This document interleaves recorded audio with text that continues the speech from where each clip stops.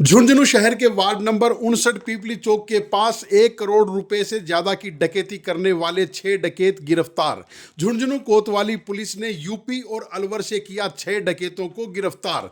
Jhunjhunu police अधीक्षक काविंदर सिंह सागर ने किया खुलासा। 6 डकैतों में से एक डकैत ने पहले पूरे घर की रेकी, सब सूचना जुटाकर उसके बाद अपने साथियों को बुलाकर दिया वारदात को अंजाम। कई राज्यों के और कई जिलों के सीसीटीवी फुटेज छानने के बाद 6 डकैतों को किया गया है गिरफ्तार और इनके कब्जे से स्कॉर्पियो गाड़ी भी की गई है जब्त, जिस गाड़ी को इन्होंने लिया था घटना के समय काम में। हम आपको बता दें कि झुंझुनू शहर के वार्ड नंबर 59 पीपली चौक के पास 21 जून को आधी रात को एक शब्बीर पुत्र अकबर कुरैशी के घर में कुछ लोग चाकू और पिस्तौल लेकर घुसते हैं और शब्बीर का नाम लेकर दरवाजे के अंदर घुसकर सभी को बंधक बनाकर घर के सदस्यों को बेड शीट, चुन्नी व अन्य चदरों से लपेटकर उनको बंधक बनाया जाता है और उसके बाद घर की महिलाओं से एक एक करके उनके सारे गहने छीन लिए जाते हैं और घर में जो नकदी पड़ी होती है उसको भी लूट कर चले जाते हैं। इसके बाद कोतवाली पुलिस ने इन लुटेरों का पीछा करना शुरू किया और झुंझुनू के साथ साथ अन्य जिलों और अन्य राज्यों के सीसीटीवी फुटेज भी कोतवाली पुलिस के हेड कांस्टेबल प्रवीण कुमार छानना शुरू कर देते हैं। पूरी कोतवाली टीम झुंझुनू कोतवाल श्रवण कुमार के नेतृत्व में व पुलिस अधीक्षक काविंदर सिंह सागर, अतिरिक्त पुलिस अधीक्षक देवेंद्र सिंह राजावत, झुंझुनू ग्रामीण डीएसपी गोपाल सिंह ढाका के नेतृत्व में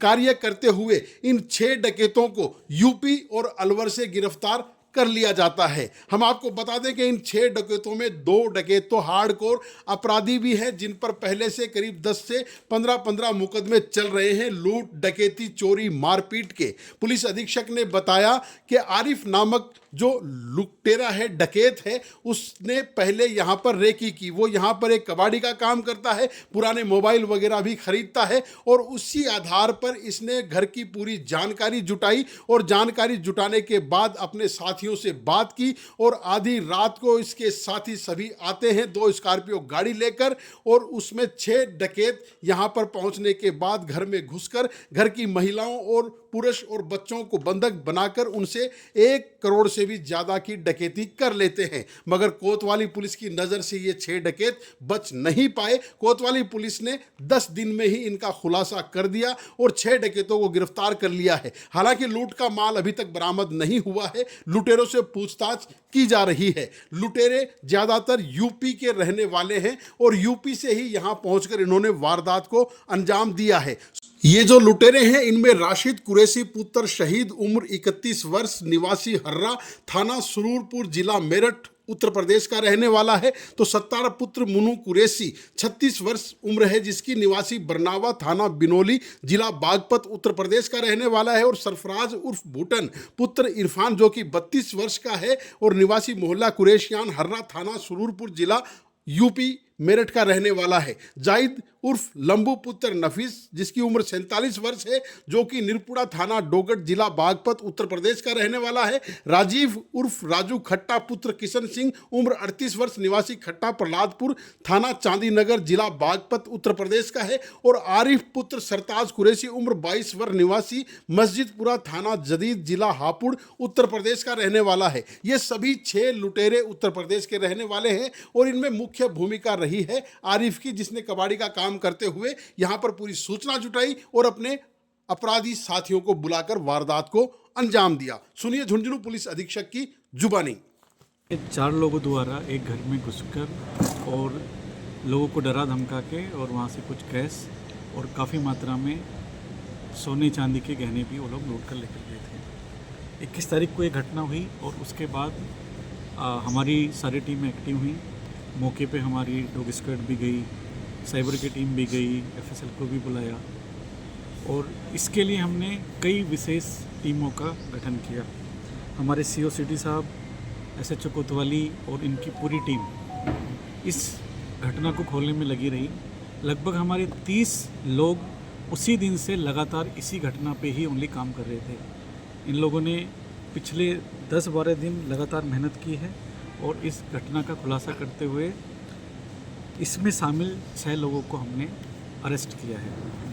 ये जो 6 लोग हैं इसमें एक राशिद कुरैशी है जो ज़िला मेरठ का रहने वाला यूपी का, एक सत्तार है ये बागपत यूपी का रहने वाला है, सरफराज है ये भी मेरठ का रहने वाला है, जाहिद नाम का एक व्यक्ति है जो कि बागपत का रहने वाला है, एक राजीव उर्फ राजू खट्टा है ये थाना चांदी नगर बागपत का रहने वाला है, और एक आरिफ जो कि हापुड़ का रहने वाला है। तो इन 6 लोगों को हम लोगों ने अलग अलग जगह से अरेस्ट किया है और इनसे पूछताछ की गई है। इन्होंने इस घटना को कारित करना स्वीकार किया है, उस आधार पर हमने इन 6 के 6 लोगों को अरेस्ट किया है। इस दौरान जो हमारी ये जो टीमें थी इन्होंने बहुत बड़ी संख्या में कैमरे देखे। झुंझुनू के बाहर भी इन्होंने कम से कम 200-300 कैमरों का सीसीटीवी फुटेज का एनालिसिस किया। हिसार, चुरू, सीकर, हनुमानगढ़, जयपुर, नोएडा और वेस्टर्न यूपी का काफ़ी बड़ा पार्ट इन लोगों ने वहाँ पे मेहनत करके लगातार 10 दिन तक और इन लोगों को पकड़ने में सफलता प्राप्त की है। आगे भी इन लोगों से पूछताछ कर रहे हैं हम और इनसे डिटेल्ड इन्वेस्टिगेशन जारी है। इन्होंने किस तरह से प्लानिंग की, कहाँ पे माल को छुपाया है, कहाँ पे बेचा है, इसके बारे में डिटेल इन्वेस्टिगेशन चल रही है। मैं इनके बारे में बताना चाहूँगा, जो सरफराज और जाहिद हैं ये बहुत ही हार्डकोर क्रिमिनल हैं वहाँ के। जाहिद के हमें अब तक 16 मुकदमे संज्ञान में होना आया है और ये 16 जो मुकदमे हैं इसी तरह की घटनाओं के, लूट के, चोरी के, डकैती के, इस टाइप का ये आदतन अपराधी है। और जो सरफराज है वो भी इस तरह का अपराधी है। इसमें जो आरिफ नाम का व्यक्ति हमने पकड़ा है वो यहाँ पे पहले रहा है, कुछ कबाड़ी वगैरह का यहाँ पे काम करता था, तो उसने यहाँ की सारी चीज़ें इन्फॉर्मेशन सारी इकट्ठा करके और जाहिद और सरफराज के साथ मिलकर प्लानिंग की और फिर 21 तारीख को इस घटना को इन्होंने अंजाम दिया। जो आरिफ है वो यहाँ पे काफ़ी दिन से रह रहा था, यहाँ पे कबाड़ी का काम करता था, कुछ पुराने मोबाइल खरीदने बेचने का काम करता था, तो उसको यहाँ की पूरी जानकारी थी।